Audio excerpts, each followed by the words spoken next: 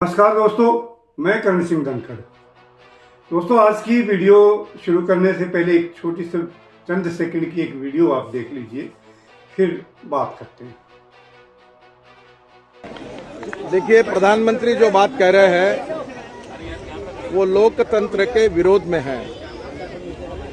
इस देश में भ्रष्ट नेताओं के खिलाफ और सरकारों के खिलाफ आंदोलन करना लोकतंत्र में संवैधानिक अधिकार है, जनता का अधिकार है, विपक्ष का अधिकार है, काम करने वाले देश के अनेक नागरिकों का अधिकार है। ये वीडियो मैं आप लोगों को क्यों दिखाऊं? इसकी खास वजह है,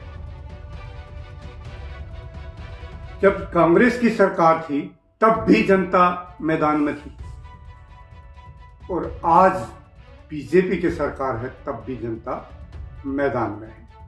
लोकतंत्र बचाना है तो जनता ने बचाना है। गलत हो रहा है किसी पार्टी को हटाना तो जनता ने हटाना है ना। उस समय बीजेपी ने कुछ किया था, खुल के विपक्ष का रोल नहीं निभाया था, और ना इस समय कांग्रेस निभा रही है।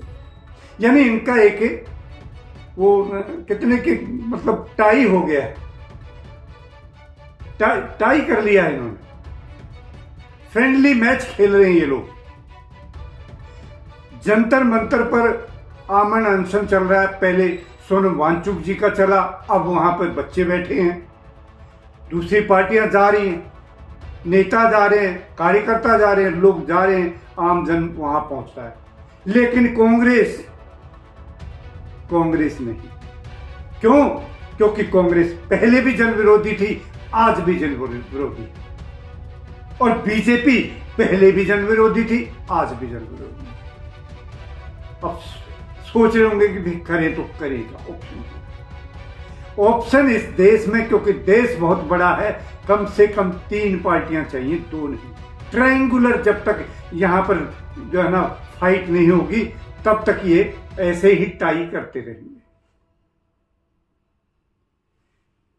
एक पार्टी बनी, उस कोशिश भी हुई, लेकिन दोनों पार्टियों ने मिलके, आप लोग दिल्ली वाले ये बात बहुत अच्छे से समझ सकते हैं, दोनों पार्टियों ने मिलके उस पार्टी को दिल्ली से ही खत्म कर दिया। उस पूरी ताकत के साथ ये लड़े, और दोनों पार्टियां मिलकर लड़ी, बीजेपी और कांग्रेस।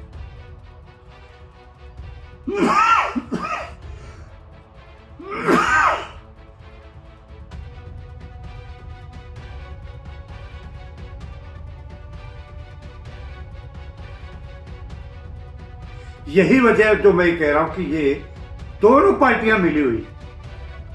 उस पार्टी के सारे नेता जेल में गए। 70 विधायक में से 57 विधायक पे फर्जी एफआईआर, लेकिन कांग्रेस पे नहीं। क्यों? क्योंकि दोनों पार्टियां एक है। ये दोनों जन विरोधी है असल में। अगर इनको हटाना है पूरी तरीके से, तो कोई तीसरा विकल्प ढूंढना होगा इस देश को। 150 करोड़, लगभग 150 करोड़ का देश है। इतने बड़े देश के लिए तो पार्टियां चाहिए कम से कम 3 होगी मजबूती के साथ, और ये हम लोग ही कर सकते हैं। जनता जिसको चाहे पहलवान बना सकती है, और जिसको चाहे खत्म कर सकती है। नोटा एक ऑप्शन आई, नोटा पर भी आपने ध्यान नहीं दिया। अब नोटा पर ध्यान नहीं दे रहे तो कम से कम एक ऐसी मजबूत पार्टी खड़ी करो, चाहे वो कांग्रेस पार्टी हो, चाहे पहले से स्थापित आम आदमी पार्टी हो, लेकिन करो जरूर। ये दोनों पार्टियां जन विरोधी हैं, लोकतंत्र विरोधी हैं ये। नहीं तो कांग्रेस आज वहां जंतर मंतर पर खड़ी होती, पूरी कांग्रेस। ये तो ये कह रहे हैं कि ये तो बीजेपी का ही कोई वो अहम हो रहा है, ये तो बीजेपी की चाल है। यानी ये कह के एक सेफ पैसेज मिल गया और निकल गए। दोस्तों, इस देश को बचाना है, अगर इस देश के लोकतंत्र को बचाना है, और यहाँ पर अगर अन्याय नहीं होने देना है, तो हमें लड़ना होगा, जनता को ही लड़ना होगा। और कल की लड़ाई बहुत ही अहम होने वाली है। कल जंतर मंतर पर इतने लोग पहुंचाओ कि कांग्रेस हो या बीजेपी, इनको ये बात समझ में आ जाए एक ही दिन में कि जनता जाग उठी है, अब तुम्हें बख्शेगी नहीं। या तो काम करो, या फिर कुर्सियां छोड़ो। ये दो में से एक ही काम करना पड़ेगा। एजुकेशन पूरी तरह से ये खत्म कर रहे हैं, बट्ठा बैठा दिया इन्होंने पूरी तरह से। यहां तक कि सैनिक स्कूलों में भी अडानी अंबानी घुस गए, कुछ नहीं छोड़ा इन्होंने। धीरे धीरे धीरे धीरे पुलिस है, पुलिस के अंदर आरएसएस के लोग हैं, अकुशल लोग भर रखे हैं इन्होंने। जो आपने देखा होगा, जो 2014 से पहले जो 20 या 22 साल के लोग थे, 18 से ऊपर के जितने भी लोग थे उस समय, याद करके देखिए, जब कभी पुलिस लाठी चार्ज करती थी तो उनका लाठी चार्ज जो है आधी बॉडी के नीचे होता था, ऐसे लाठी चलती थी। आजकल ऐसे लाठी चलती है पुलिस की, यूं सिर में मारते। कौन है ये लोग? कौन सी जगह? मुझे एक पुलिस स्टेशन, एक ऐसा ट्रेनिंग सेंटर बताओ जहां पर ये जो है ट्रेनिंग दी जाती है कि जनता के सिर में लठ मारना। मधुबन हो, दिल्ली छावला हो या और कोई बताओ मुझे कि वहां पर है जी ये ट्रेनिंग। कहां से मिलती है ये ट्रेनिंग जो सीधा लाठी चार्ज करो तो जनता के सिर में सीधा लठ मारो? ये ट्रेनिंग नहीं, ये आरएसएस के नागपुर के संगी हैं और ये वही ट्रेनिंग दी जा रही है। आजकल धीरे धीरे धीरे धीरे ये फोर्सेस को भी खत्म कर रहे हैं। जिस तरह से अग्निवीर बना दिया, उस तरह से ये किसी दिन पुलिस वीर भी बनाने वाले हैं और उसमें आरएसएस भरा जाएगा निसंदेह। ये जो जनता के ऊपर सीधा लठ मार रहे हैं ना, ये मान लीजिए, यकीन करिए, ये आरएसएस के लोग हैं। वरना पुलिस में इस तरह की ट्रेनिंग बिल्कुल नहीं दी जाती कि जनता को आधी बॉडी से ऊपर लाठी मारनी। नहीं, नो। कौन से वो अफसर हैं, उनका पता करो कि जो सिर में लठ मारने का ऑर्डर देता है उसको इस देश में भी रहने का हक नहीं है। पुलिस अफसर तो बहुत दूर की बात है। एक पुलिस अफसर नया दिल्ली में पुलिस का सीपी लगाया, उसने रात को आते ही पहले दिन रात में ही एक असंवैधानिक काम कर दिया। जो अफसर संविधान को नहीं मानते वो हमारे अफसर कैसे हो सकते हैं?